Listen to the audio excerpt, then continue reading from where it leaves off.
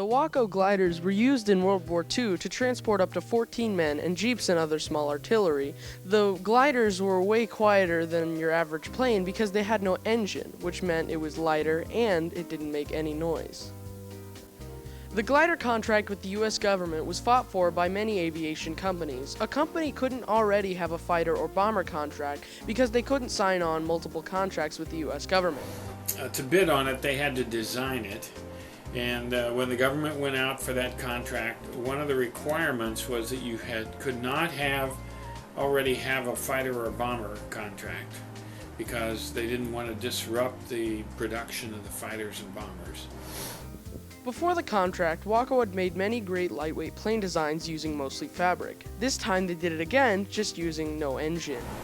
And the second requirement was that you designed an aircraft that really did not use very much metal or aluminum because they were critical wartime materials.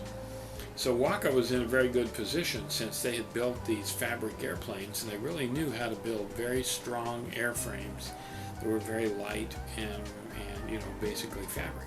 The Waco CG-4A design won the contract, and Waco only built around 1,000 of the gliders used, while the Ford Motor Company built most of them. Obtaining the glider contract was a very big deal for Waco, and it kept them in business during the war.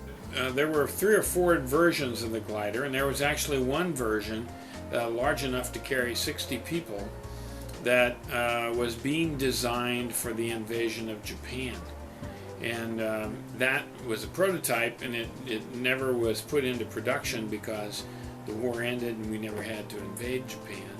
But that would have been used in the massive invasion of Japan had that become necessary. This is Waco's Glider Theater. It's a detail-oriented and immersive presentation of what the Waco gliders were like in World War II. The nose lifts up and a scout car complete with crew is taken aboard.